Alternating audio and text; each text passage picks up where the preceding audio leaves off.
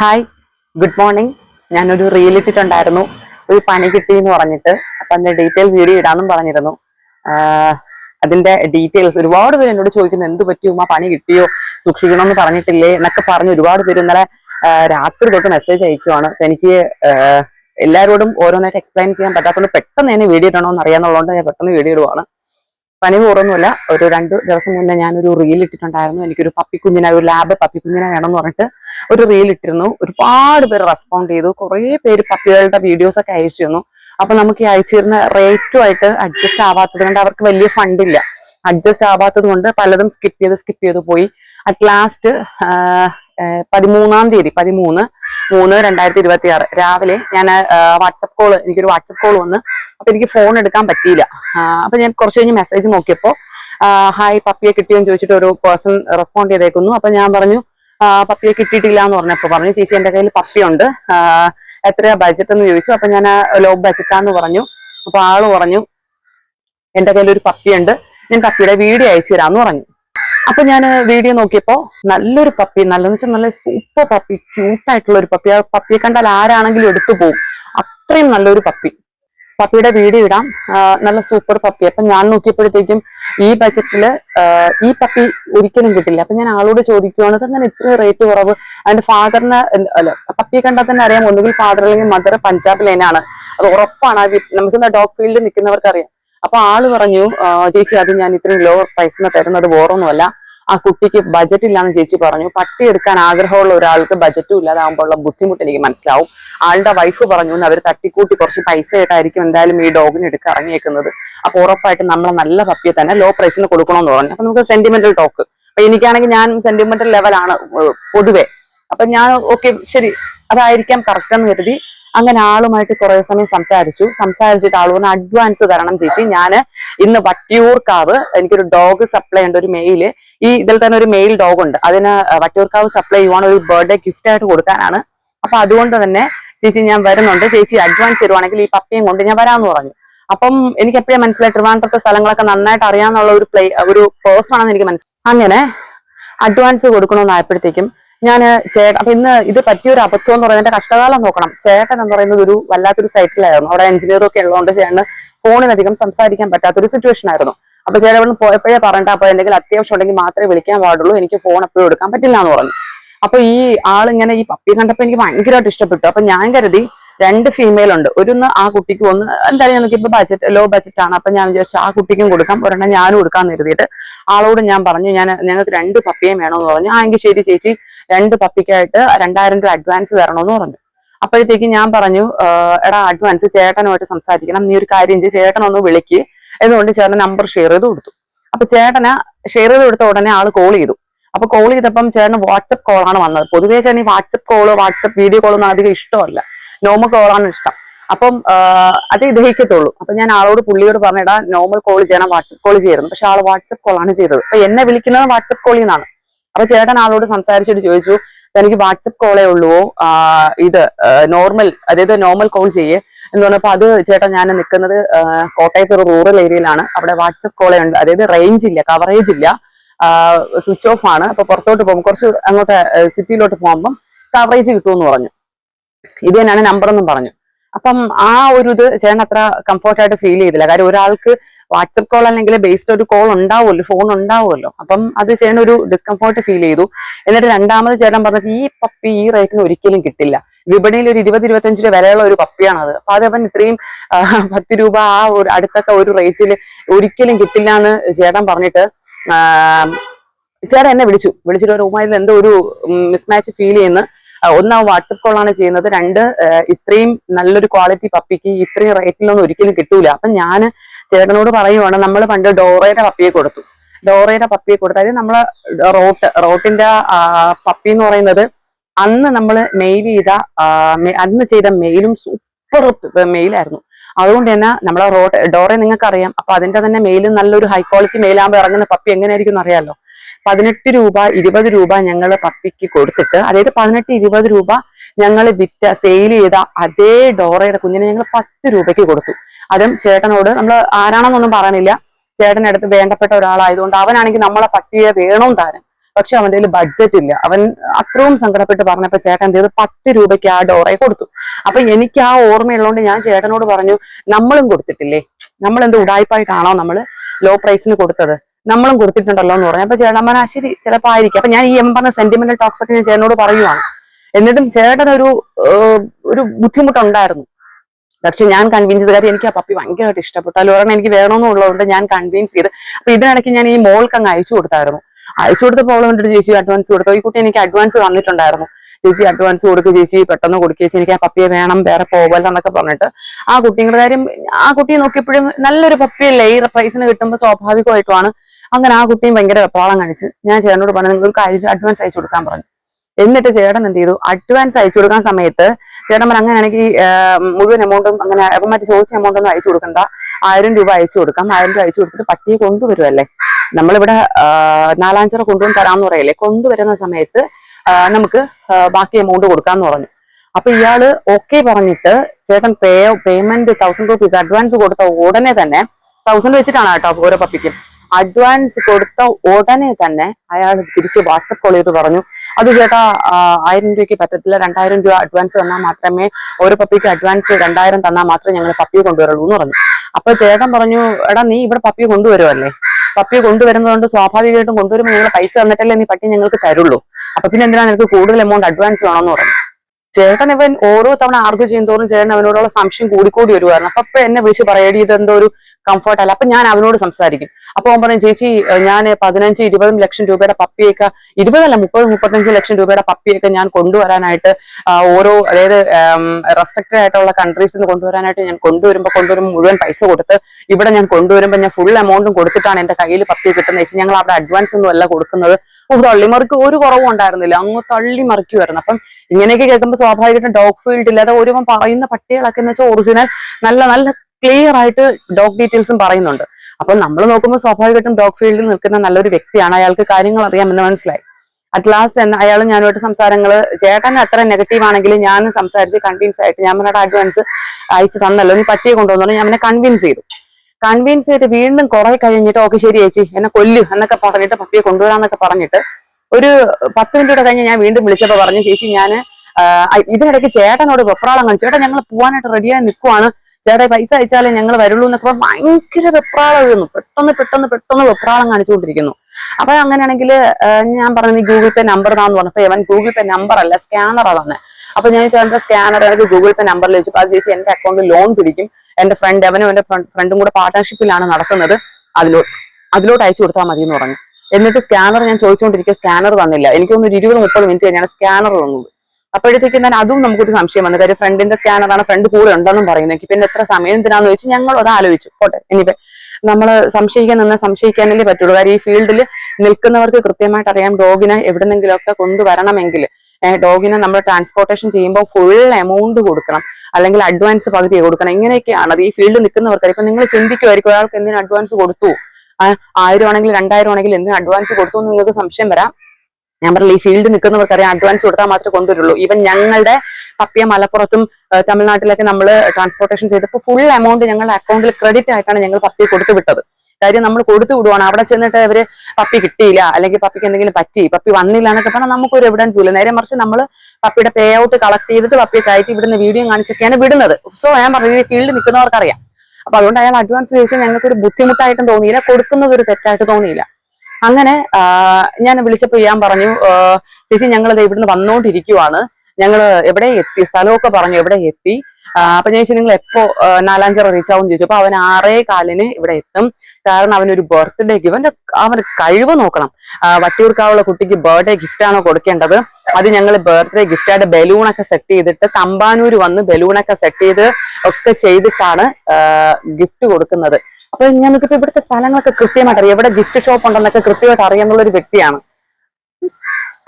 എന്നിട്ട് ഞാൻ പറഞ്ഞു ഓക്കെ ഫൈൻ എന്ന് പറഞ്ഞിട്ട് ഒരു 10-15 മിനിറ്റ് കഴിഞ്ഞപ്പോൾ വീണ്ടും വിളിച്ചിട്ട് പറഞ്ഞു, ചേച്ചി എനിക്കൊരു 500 കൂടി ഗൂഗിൾ പേ ചെയ്ത് തരണം. അപ്പൊ ഞാൻ പറഞ്ഞു അതെന്തിനാണ് 500, ചേട്ടൻ പറഞ്ഞല്ലേ പറ്റില്ലാന്ന്. അപ്പം എന്താ പറയുക, ചേച്ചി ചേട്ടൻ വരുന്ന സംസാരിക്കാം. അങ്ങനെ ഞാൻ പറഞ്ഞു ചേട്ടൻ വിളിച്ചാൽ എടുക്കത്തില്ല, ചേട്ടൻ വിളിക്കാൻ പറ്റില്ലാന്ന്. ചേട്ടൻ ഇവൻ വിളിച്ചതും ചേട്ടൻ ഫോൺ എടുത്തു പറഞ്ഞു ചേട്ടൻ ഒരു 500 കൂടെ അയച്ചു. അപ്പൊ ചേട്ടൻ പറയാം നീ എന്തിനു വീണ്ടും പൈസ ചോദിക്കുന്നു? ചേട്ടൻ ദേഷ്യപ്പെട്ടു. നിന്നോട് കൊണ്ടുവരുമ്പോൾ തരാന്നല്ലേ പറഞ്ഞു, പിന്നെ നീ എന്തിനു വീണ്ടും പൈസ ചോദിക്കുന്നെന്ന്. അപ്പൊ ആ ഫോൺ വെച്ചിട്ട് എന്നെ വിളിച്ചിട്ട് പറഞ്ഞു ചേട്ടൻ ശരിയാവത്തില്ല, ചേട്ടൻ ദേഷ്യപ്പെടുന്നു, 500 നിങ്ങൾക്ക് ഞങ്ങളെ വിശ്വാസം ഇല്ലെങ്കിൽ പിന്നെ ഞങ്ങൾ എന്തർത്ഥത്തിൽ ചെന്നുകൊണ്ട് വരും, അതുകൊണ്ട് ഒരു കാര്യം ചെയ്യാൻ ചേച്ചി ഞാൻ ഈ എമൗണ്ട് റീഫണ്ട് ചെയ്യാന്ന് പറഞ്ഞു. എനിക്ക് ദേഷ്യം വന്നു. ഞാൻ പറഞ്ഞു ശരി ഓക്കെടാ, നീ എമൗണ്ട് റീഫണ്ട് ചെയ്യും എന്ന് പറഞ്ഞു. അത് ഇപ്പൊ ചെയ്യാന്ന് പറഞ്ഞ് ആ വഴി പോയി. കുറച്ച് ഞാൻ പറഞ്ഞാ അപ്പൊ ഈ കൊച്ചിനോട് ഞാൻ പറഞ്ഞാ നടക്കത്തില്ല ഇങ്ങനെയാണ് എന്നൊക്കെ പറഞ്ഞ് പ്രശ്നം പറഞ്ഞപ്പോഴത്തേക്കും അവളൊന്ന് ചേച്ചി എനിക്ക് പൈസ ഇങ്ങ് തിരിച്ചു തന്നേരാ, എനിക്ക് ഇപ്പൊ വേണ്ട, ചേച്ചിയുടെ പപ്പി ആവുമ്പോ എനിക്ക് മതി എന്ന് പറഞ്ഞു. ശരി ഓക്കെ. അപ്പൊ ഞാൻ അവനോട് പറഞ്ഞ ആ എമൗണ്ട് റീഫണ്ട് ചെയ്യാൻ കുട്ടി ചോദിച്ചുകൊണ്ടിരിക്കുന്നു എന്ന് പറഞ്ഞു. അവളിട്ട ഒരു വോയിസ് ഒക്കെ എടുത്ത് അവൻ അയച്ചു കൊടുത്തു. അതിന് ചേച്ചി ഞാൻ ഇപ്പൊ ഇട്ടു തരാം എന്ന് പറഞ്ഞ് അവൻ റെസ്പോണ്ട് ചെയ്തതാണ്. അതിനുശേഷം അവൻ ഞാൻ വിളിച്ചാൽ ഫോൺ എടുക്കില്ല. ഞാൻ വിടുന്ന മെസ്സേജ് അവന് പോകുന്നുണ്ട്, പക്ഷെ അവൻ നോക്കുന്നില്ല. അപ്പൊ എനിക്ക് മനസ്സിലായി പണി കിട്ടിയെന്ന് എനിക്ക് ഒരു ഉച്ചയോട് കൂടി മനസ്സിലായി. ഇതൊക്കെ രാവിലെ നടന്ന സംഭവമാണ്, ഒരു 10:30-ക്കുള്ളില്. അപ്പൊ എനിക്ക് മനസ്സിലായി പണി കിട്ടിയെന്ന് ഒരു 2 മണിയായപ്പോ എനിക്ക് മനസ്സിലായി. പൈസ അയക്കുന്നില്ല, ഞാൻ വിളിച്ച ഫോൺ കൊടുക്കുന്നില്ല, പിന്നെ നെറ്റ് ഓഫ് ചെയ്തു, പണി കിട്ടിയെന്ന് മനസ്സിലായി. അപ്പൊ ഞാൻ നോക്കിയപ്പോ ഇതിനിടയ്ക്ക് എവനോട് ഞാൻ ചോദിച്ചു നീ നിന്നെ ഞാൻ എങ്ങനെ ഐഡന്റിഫൈ ചെയ്യുമെന്ന് പറഞ്ഞപ്പോഴത്തേക്കും എവൻ എനിക്കൊരു 3-4 വീഡിയോ ഇട്ട് തന്നിട്ടുണ്ടായിരുന്നു. ഒരു ഡോഗ് ട്രെയിൻ ചെയ്യുന്ന മൽനൈസിനെ ട്രെയിൻ ചെയ്യുന്ന ഒരു വീഡിയോ, ഇതാണ് ഞാനെന്നും പറഞ്ഞപ്പോൾ ഞാൻ ഇത് ആരാൻ ചോദിച്ചു ഇറ്റ്സ് മീ എന്ന് പറഞ്ഞിട്ട് അവൻ ഇട്ട് തന്നിരുന്നു. അപ്പൊ ഞാൻ വിചാരിച്ചു ഓക്കെ ഫൈൻ, ഇതായിരിക്കും അവനെന്ന് ഞാനും വിചാരിച്ചു. 2-2:30 ആയപ്പോഴത്തേക്ക് എനിക്ക് മനസ്സിലായി പണി കിട്ടിയെന്ന് മനസ്സിലായപ്പോൾ ഞാൻ എന്ത് ചെയ്തു, നമ്മള് സോഷ്യൽ മീഡിയ വെക്കുന്നതല്ലേ, ഞാൻ കുത്തിയിരുന്ന് ആ വീഡിയോ റിവൈൻഡ് ചെയ്ത് കണ്ടപ്പോൾ എനിക്ക് മനസ്സിലായത് ഡൗൺലോഡ് ചെയ്ത വീഡിയോ ആണെന്ന് മനസ്സിലായി. അതായത് ഏതോ അക്കൗണ്ടിൽ നിന്ന് അത് ഡൗൺലോഡ് ചെയ്താണ്. അങ്ങനെ നോക്കിയപ്പോൾ ഇൻസ്റ്റാഗ്രാമിൽ നിന്നാണെന്ന് മനസ്സിലായി. അപ്പൊ നമുക്ക് വേറെ കണ്ടുപിടിക്കാൻ എവിഡൻസ് ഒന്നും ഇല്ല. അപ്പൊ അതിന്റെ താഴെയായിട്ട് വാൾമാർക്കില് അയാളുടെ, അതായത് ഇതിന്റെ ഒറിജിനൽ പേഴ്സൺ എന്ന് ഞാൻ വിശ്വസിക്കുന്ന ആളിന്റെ ഒരു ID കണ്ടു. സോ ഞാൻ എന്ത് ചെയ്തു, അതിൽ കയറി തപ്പിയെടുത്തപ്പോ അയാൾക്ക് ഇൻസ്റ്റാഗ്രാമിൽ നല്ല റീച്ചുള്ള ഒരു പേഴ്സൺ ആണ്. അയാളുടെ നമ്പർ തന്നെ ഇൻസ്റ്റാഗ്രാമിൽ കൊടുത്തിട്ടുണ്ട്. അയാൾ ഡോഗ് ട്രെയിനർ ആണ്. അപ്പൊ ഞാൻ നോക്കിയപ്പം ഈ ഇത്രയും റീച്ചുള്ള ഒരു പേഴ്സൺ എന്തിന് ഈ 1000-2000 രൂപയ്ക്കൊക്കെ പറ്റിക്കുന്നു എന്ന് എനിക്കൊരു സംശയം വന്നിട്ട് ഞാൻ ആളെ വിളിച്ചിട്ട് ഞാൻ ചോദിച്ചു നിങ്ങൾ എന്തോ, ഞാൻ വിളിച്ച ഉടനെ ഞാൻ ദേഷ്യത്തിലേ പറഞ്ഞു. ഞാൻ പറഞ്ഞു ഇതുവരേക്കും ട്രിവാൻഡ്രത്ത് എത്തിയില്ലേ എന്നൊക്കെ ചോദിച്ച് ദേഷ്യത്തിൽ വെച്ചപ്പോ ആളെ ആദ്യം ദേഷ്യപ്പെട്ടു. അപ്പൊ ഞാൻ നോക്കുമ്പോ ഈ എന്നോട് സംസാരിച്ച വ്യക്തിയുടെ സൗണ്ടും ഈ ഒറിജിനൽ ഐഡന്റിറ്റിയുടെ സൗണ്ടും സെയിം ആണ്. ഞാനിത് ആർക്കൊക്കെ അയച്ചു കൊടുത്തോ അവരൊക്കെ പറയുന്നു, ഇവൻ പോലീസ് പേഴ്സൺ അയച്ചു കൊടുത്തിട്ട് പോലും അവര് പോലും പറയുന്ന സെയിം വോയിസ് ആണല്ലോ, രണ്ടുപേരുടെയും സെയിം വോയിസ് എന്ന് തന്നെയാണ് പറയുന്നത്. അതായത് ഒരു മിസ്മാച്ചും ഇല്ല വോയിസ്, രണ്ടും ഒരേ വ്യക്തി. അപ്പം സ്വാഭാവികമായിട്ട് ഞാൻ ഹലോ എന്ന് പറയുമ്പോഴത്തേക്ക് നോക്കുമ്പോൾ ഇതേ സൗണ്ടല്ലേ ഞാൻ നേരത്തെ കേട്ടത്. അപ്പൊ ഞാൻ ആ സൗണ്ടിൽ നമ്മൾ സ്വാഭാവികമായിട്ടും ദേഷ്യത്തിലല്ലേ സംസാരിക്കും. അങ്ങനെ ഞാൻ ദേഷ്യപ്പെട്ടപ്പോൾ ആളും ആദ്യം ദേഷ്യമൊക്കെ പെട്ടിട്ട് പിന്നെ ആള് പറഞ്ഞു, ആൾക്ക് മനസ്സിലായി എന്തോ പണി കിട്ടിയെന്ന് പറഞ്ഞപ്പോൾ ആൾ എന്നോട് കഥ ചോദിച്ചു. ഞാൻ കഥയൊക്കെ പറഞ്ഞു, സ്ക്രീൻഷോട്ടൊക്കെ അയച്ചു കൊടുത്തപ്പോഴാണ് ആൾ പറയുന്നത് ഇത് ഞാനല്ല എന്ന് പറയുന്നത്. എന്നിട്ട് ഞാൻ ആളോട് തർക്കിക്കുന്നടാ ഈ സൗണ്ടും അയാളുടെ സൗണ്ടും സെയിം ആണ്, ഈ വോയിസ്. എന്നിട്ട് ഇയാളുടെ വോയിസ് ഒക്കെ ഞാൻ അയച്ചു കൊടുത്തു. അപ്പൊ അയാൾ പറയുന്നത് ചേച്ചി ഈ സൗണ്ടും എന്റെ സൗണ്ടുമായിട്ട് മാച്ച് അല്ല എന്ന് പറഞ്ഞു. പക്ഷെ ഞങ്ങൾക്ക് കേൾക്കുന്ന ഓരോ വ്യക്തികൾക്കും അവരുടെ സൗണ്ട് സെയിം ആണ്. ഞാനൊന്നും അയച്ചു തരുന്നില്ല, ബിക്കോസ് ഞാൻ അതിതൊന്നും അറ്റാച്ച് ചെയ്യണില്ല. ഞാൻ ഓൾറെഡി പോലീസ് കേസ് ഫയൽ ചെയ്തു. അപ്പൊ ഇനി ഞാൻ അങ്ങനത്തെ ഇങ്ങടെ ഈ എവിഡൻസുകളൊന്നും ഷെയർ ചെയ്യുന്ന സോഷ്യൽ മീഡിയ ഷെയർ ചെയ്യുന്നത് ശരിയല്ല. അപ്പൊ അതുകൊണ്ട് തന്നെ അതേപ്പറ്റി ഞാൻ ബ്രീഫായിട്ട് പോണില്ല. അവസാനം ആ ആൾക്ക് മനസ്സിലായ ആളുടെ ഐഡന്റിറ്റി വെച്ചിട്ട് ആണ് ഇയാളെ പൈസ കളക്ട് ചെയ്തിരിക്കുന്നതെന്ന് മനസ്സിലായതുകൊണ്ട് എനിക്കിപ്പോ ആളോട് പ്രത്യേകിച്ച് ദേഷ്യമോ അല്ലെങ്കിൽ ആളോട് എനിക്ക് സഹതാപം മാത്രമേ ഉള്ളൂ. കാരണം ആ ആള് ജെന്യൂൻ ആണെങ്കിൽ ആ ആളുടെ വ്യക്തിയുടെ ഐഡന്റിറ്റി ഉപയോഗിച്ചിട്ടാണ് ഇവൻ പൈസ മറ്റൊരാളിൽ നിന്ന് കളക്ട് ചെയ്തേക്കുന്നത്. അപ്പൊ അത് പ്രൂവ് ചെയ്യേണ്ട ഉത്തരവാദിത്വം പുള്ളിക്കാരനാണെന്ന് പറഞ്ഞിട്ട് പുള്ളിക്കാരൻ തന്നെ എഫേർട്ട് ഇട്ട് മാക്സിമം ഗ്രൂപ്പുകളിലൊക്കെ ഷെയർ ചെയ്ത് പുള്ളിയുടെ ഇൻസ്റ്റാ പേജിൽ ഇതുപോലെ ഒരു ഫ്രോഡ് എന്ന് പറഞ്ഞിട്ട് ഒരു സ്പാം റിപ്പോർട്ടൊക്കെ കൊടുത്തു. അങ്ങനെ ആള് പോസ്റ്റ് ഒക്കെ ഇട്ടു, ഇങ്ങനെ ഷെയർ ചെയ്തു. അപ്പൊ ഏതൊക്കെയോ കുറെ ഗ്രൂപ്പിൽ നിന്ന് ഈ വ്യക്തി, അതായത് ഈ നമ്പറുള്ള ആള് 1000-500 വെച്ചിട്ട് കളക്ട് ചെയ്യുന്നുണ്ട് എന്ന് പറഞ്ഞിട്ടുള്ള ഒരു സ്ക്രീൻഷോട്ട് ഒക്കെ എനിക്ക് എടുത്ത് അയച്ചു തന്നു. പിന്നെ ഈ നമ്പർ കണ്ടിട്ട് ഈ പുള്ളിക്കാരന്റെ, അതായത് ഒറിജിനൽ ഈ ഡോഗ് ട്രെയിനർ എന്ന് ഞാൻ പറഞ്ഞില്ലേ, ആ ആളിന്റെ ഫ്രണ്ട്സ് പറയുന്നുണ്ട് എടാ ഇവൻ ഫ്രോഡാണ്, ഇവൻ ഇങ്ങനെയാണ് പൈസ ഒക്കെ കളക്ട് ചെയ്ത് കുറെ സ്ക്രീൻഷോട്ടുകൾ എനിക്കെടുത്ത് ഷെയർ ചെയ്ത് തന്നു. അപ്പൊ ഞാൻ നോക്കിയപ്പോ ഈ പുള്ളിക്കാരൻ തന്നെ എഫേർട്ട് ഇട്ട് എനിക്ക് ഇതാണ് ആളെന്ന് പറഞ്ഞ് കണ്ടുപിടിച്ച ആളുടെ ആധാർ, ആളുടെ കുറെ ഫോട്ടോസ്, പിന്നെ ഈ ആള് മുന്നേ നിന്ന് കെനലിന്റെ ഡീറ്റെയിൽസ് എല്ലാം പറഞ്ഞു തന്നു. സംഭവം എന്ന് പറയുന്നത് ഈ ഒറിജിനൽ ഇൻസ്റ്റാഗ്രാം ഐഡന്റിറ്റി ഉള്ള ആള് പറയുന്ന, ആളുടെ പേരൊന്നും ഞാൻ പറയുന്നില്ല, ആള് പറയുന്നത് ചേച്ചി ഞാനും എന്റെ ഫ്രണ്ടും അയാളുടെ ഫ്രണ്ട്, ഇവരൊക്കെ കെനലിട്ടേക്കുന്ന ആൾക്കാർ ഡോഗ് ട്രെയിനേഴ്സ് ആണ്. ആളുടെ ഫ്രണ്ടിന്റെ കെനലിൽ ഈ പയ്യൻ, അതായത് ഈ നമ്മളെ ഈ തേച്ച ആള് വർക്ക് ചെയ്തിട്ടുണ്ടായിരുന്നു. അപ്പൊ അവിടെ നിന്നിട്ടാണ് ഈ ഡോഗ്സിന്റെ ഒക്കെ ഡീറ്റെയിൽസും എമൗണ്ടും ഡോഗ് ട്രെയിനിങ്ങിന്റെ കാര്യങ്ങളൊക്കെ പഠിച്ചത്. പക്ഷെ അയാൾ അവിടെ ഉടായ്പ കാണിച്ചപ്പോഴത്തേക്കും കുറച്ച് പ്രശ്നങ്ങൾ ഉണ്ടാക്കിയപ്പോ പറഞ്ഞു വിട്ടു. അപ്പൊ സ്വാഭാവികമായിട്ട് ആ പറഞ്ഞു വിട്ട ആ പീരീഡ് വരെ അയാൾ അവിടുത്തെ സ്റ്റാഫ് ആയിരുന്നു. അപ്പൊ ഡോഗ്സിന്റെ ഡീറ്റെയിൽസും ട്രെയിനിങ് കാര്യങ്ങളൊക്കെ അറിയാം. ഇതാണ് ഈ ഒറിജിനൽ ഐഡന്റിറ്റി ഉള്ള ആൾ എനിക്ക് പറഞ്ഞു തന്നത്. എന്നിട്ട് ആളുടെ ഫോട്ടോസ്, ആളുടെ ഫുൾ ഡീറ്റെയിൽസ് എനിക്ക് ഷെയർ ചെയ്ത് തന്നു. അപ്പൊ എനിക്ക് പണി കിട്ടിയെന്ന് മനസ്സിലായി. ഞാൻ പറഞ്ഞത് വൈകുന്നേരമാണ്. ഞാൻ നേരെ ഇതിന്റെ എമൗണ്ട് തിരിച്ചിട്ടില്ല എന്ന് പറഞ്ഞപ്പോൾ ബാങ്കിൽ വിളിച്ചു, ഫ്രോഡ് റിപ്പോർട്ട് ബാങ്കിൽ കൊടുത്തു. അപ്പൊ അവര് കംപ്ലൈന്റ് രജിസ്റ്റർ ചെയ്തു. പിന്നെ ബാങ്കിന് മെയിൽ ഇട്ടു, കസ്റ്റമർ കെയറിൽ വിളിച്ചു. അതെന്ന് വെച്ചാൽ ബാങ്ക് റിലേറ്റ് ചെയ്ത് ചെയ്യാൻ പറ്റുന്നില്ല ഞാൻ ചെയ്തു.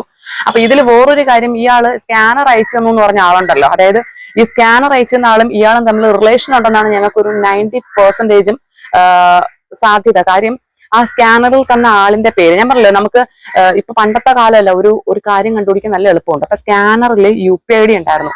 ആ UPI ID വെച്ചിട്ട് ഞാൻ സെർച്ച് ചെയ്ത് എടുത്ത് വന്നപ്പോ എനിക്ക് ആളാരാണെന്ന് മനസ്സിലായി. അപ്പൊ ഞാൻ ആ ആൾക്ക് മെസ്സേജ് അയക്കുവാണ്, ഈ എമൗണ്ട് റീഫണ്ട് ചെയ്യണം. എന്റെ ഗൂഗിൾ പേ വഴി മെസ്സേജ് അയക്കാൻ പറ്റുള്ളൂ.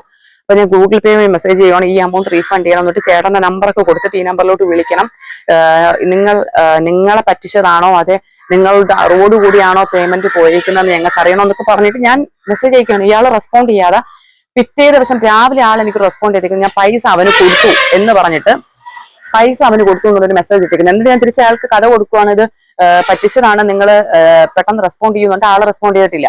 അയാൾ ഒരു പാവപ്പെട്ടവനാണ്. ഇപ്പൊ സ്വാഭാവികമായിട്ടും നമ്മൾ റോട്ടിൽ നിൽക്കുമ്പോൾ ഇപ്പൊ എന്റെ കയ്യിൽ ഞാൻ ഇപ്പൊ ഇങ്ങനെ നിൽക്കുമ്പോൾ ഒരാൾ എന്നോട് ഒന്ന് പറയണ, ചേച്ചി ഞാൻ ചേച്ചിയുടെ അക്കൗണ്ടിലോട്ട് ഒരു 500 അയച്ചു തരുവാൻ, ചേച്ചി എനിക്ക് ആ ക്യാഷ് ആയിട്ട് തരുമോ എന്ന് പറയുമ്പോൾ സ്വാഭാവികമായിട്ടും നമ്മുടെ കയ്യിൽ ക്യാഷ് ഉണ്ടെങ്കിൽ കൊടുക്കും. ഇനി അതുപോലെ അയാളെ പറ്റിച്ചതാണോ എന്ന് അറിയാനാണ് ഞാൻ ആളോട് ഒന്ന് മെസ്സേജിന് റെസ്പോണ്ട് ചെയ്യും, ഇങ്ങനെ ഒരു പ്രശ്നം ഉണ്ടെന്നൊക്കെ പറഞ്ഞാൽ ആൾ റെസ്പോണ്ട് ചെയ്തിട്ടില്ല. അപ്പൊ ഡെഫിനറ്റ്ലി ഇവർ രണ്ടുപേരും അറിയുന്ന ആൾക്കാരാണ്, ഇവരുടെ സ്ഥിരം പരിപാടിയും ആയിരിക്കും. അതുപോലെ തന്നെ ഇയാള് രണ്ടാമത്തെ 500 രൂപ അയച്ചു തരണം എന്ന് പറഞ്ഞിട്ട് ഇയാൾ പറഞ്ഞപ്പോൾ പറഞ്ഞു, ചേച്ചി ആ സ്കാനറിൽ അയക്കണം, ഞാൻ വേറെ സ്കാനർ തരാമെന്നാ പറഞ്ഞു. സോ അപ്പൊ എല്ലാം കൊണ്ടും ഞാളെ പറ്റിച്ചതാണോ അതെ ആൾ ഇത് കൂടെ നിൽക്കുന്നതാണോ എന്നറിയാനാണ് ഞാൾക്ക് ഗൂഗിൾ പേയിൽ മെസ്സേജ് അയച്ചത്. ആള് റെസ്പോണ്ട് ചെയ്തില്ല. സോ അങ്ങനെ ഞാൻ പിന്നെ വൈകുന്നേരമായി എനിക്ക് മനസ്സിലായി, ഗൂഗിൾ പേ ഡീറ്റെയിൽസും വെച്ച് ബാങ്കിലെല്ലാം ചെയ്തു. പിന്നെ അടുത്ത പോലീസ് സ്റ്റേഷനിൽ, അപ്പൊ ഈ ഒറിജിനൽ ഐഡന്റിറ്റി ഉള്ള ആളെ എന്നോട് പറഞ്ഞു, ചേച്ചി പോലീസ് കംപ്ലൈന്റ് കൊടുക്കണം, ഇത് ചേച്ചി ലാഗ് ആക്കരുത്, കാര്യം ചേച്ചി ഇത് ലാഗ് ആക്കിയാൽ ഭയങ്കര പ്രശ്നമാവും, ഒന്ന് എന്റെ ഐഡന്റിറ്റി യൂസ് ചെയ്തിട്ടാണ് ഈ പൈസ കളക്ട് ചെയ്തേക്കുന്നത്, അതുകൊണ്ട് ചേച്ചി കംപ്ലൈന്റ് കൊടുക്കണമെന്ന് തന്നെ പറഞ്ഞു. അപ്പൊ ഞാൻ നോക്കുമ്പോൾ ഇയാളാണ് ഇനി എങ്ങനെ വെച്ചിട്ടുണ്ടെങ്കിൽ ഇത്രയും കോൺഫിഡന്റ് ആയിട്ട് കംപ്ലൈന്റ് കൊടുക്കാൻ പറയുമോ? അതുപോലെ തന്നെ പിന്നെ എനിക്കൊരു സംശയം വന്ന, ഈ ഇൻസ്റ്റാ അക്കൗണ്ടിന്റെ ആളാണെങ്കിൽ ഇത്രയും പറ്റിപ്പ് നടക്കുന്ന ഒരാൾ ഞാനാണ് ഇതെന്നും പറഞ്ഞ് വീഡിയോ അയച്ചും തരത്തില്ല. അപ്പൊ അതൊക്കെ കൊണ്ടിട്ട് ഞാൻ നോക്കിയപ്പോൾ ആള് പറയുന്നത് കറക്റ്റ് ജെന്യൂൻ ആയിരിക്കാന്ന് കരുതിയിട്ട് ഞാൻ പോലീസ് സ്റ്റേഷനിൽ കംപ്ലൈന്റ് കൊടുത്തു. ഇന്നലെ രാവിലെ തന്നെ പോയി പരാതി കൊടുത്തു. ഇപ്പൊ പോലീസുകാർക്ക് ഞാൻ ചെന്നിങ്ങനെ പറഞ്ഞപ്പം പൈസ തട്ടിപ്പല്ലേ, അപ്പൊ അത് ആ ഒരു മൈൻഡിലേ അവർ എടുക്കത്തുള്ളൂ. അപ്പൊ ഞാനൊന്ന് വിചാരിച്ചു ഇവിടെ നിന്നും വലിയ റെസ്പോൺസ് ഒന്നും കിട്ടത്തില്ല എന്ന് കരുതി. പക്ഷെ വീടെത്തും മുമ്പ് പോലീസ് സ്റ്റേഷനിൽ എനിക്ക് കോൾ വന്നു, വിളിച്ച് കംപ്ലൈന്റ് രജിസ്റ്റർ ചെയ്യേണ്ട, അതായത് നമുക്ക് ഈ സൈബർ ക്രൈം റിലേറ്റ് ചെയ്ത് കംപ്ലൈന്റ് ചെയ്യേണ്ട നമ്പേഴ്സ് ഒക്കെ പറഞ്ഞു, അല്ലെങ്കിൽ കംപ്ലൈന്റ് ചെയ്യാൻ പറഞ്ഞു, അവർക്ക് ഫർദർ ആക്ഷൻ എടുക്കാനാണെന്ന് പറഞ്ഞു. അപ്പം പോലീസ് സ്റ്റേഷനിൽ നിന്ന് ഇൻസ്റ്റന്റ് റെസ്പോൺസ് വന്നു. അപ്പൊ അതെനിക്ക് ഭയങ്കര നമുക്കൊരു സപ്പോർട്ടീവായി. അന്വേഷിക്കുന്നത് നെക്സ്റ്റ് അല്ലേ, അവരുടെ റെസ്പോൺസ് ആണ് നമുക്ക് പ്രധാനം. അങ്ങനെ പരാതി കൊടുത്ത് ഇപ്പോ സ്റ്റിൽ എന്താണ് ഏതാണെന്നുള്ള ഒരു സ്റ്റാൻഡ് ഞാൻ പറയുന്നില്ല. എന്തായാലും കംപ്ലൈന്റ് കൊടുത്തു, മീൻസ് ബാങ്ക് കംപ്ലൈന്റ് കൊടുത്തു, പോലീസ് സ്റ്റേഷനിലും കംപ്ലൈന്റ് കൊടുത്തു. ഇവിടെ ഞാൻ ഇപ്പൊ നിങ്ങൾ വിചാരിക്കുമായിരിക്കും ഒരു 1000 രൂപയ്ക്ക് വേണ്ടിയിട്ട് ഇവിടെ ഇതിന്റെ പുറകേക്ക് നടക്കുന്നുണ്ടോ എന്നൊരു സംശയം നിങ്ങൾക്ക് വരാം. ഇവിടെ 1000 2000 രൂപയുടെ അല്ല, മനസ്സിലായോ? 1000ന്റെ 2000ന്റെ പ്രശ്നമല്ല. ഒരാളെ ഇന്ന് സോഷ്യൽ മീഡിയ ഇത്രയും ആക്റ്റീവായിട്ട് ഒരാളെ, അല്ലെങ്കിൽ നമുക്കൊരു ക്രൈം നടന്നാൽ ഇൻസ്റ്റന്റ് റെസ്പോണ്ട് ചെയ്യാൻ വേണ്ടിയിട്ട് നമ്മുടെ പോലീസ് സന്നാഹങ്ങളൊക്കെ ആക്റ്റീവായി നിൽക്കുന്ന ഈ സമയത്ത് ഒരാളെ സിമ്പിൾ ആയിട്ട് ഇങ്ങനെ പറ്റിക്കാൻ പറ്റും എന്നുള്ള ഒരു കോൺഫിഡൻസ് നമ്മൾ ആരും റെസ്പോണ്ട് ചെയ്യാത്തത് കൊണ്ടാണ്.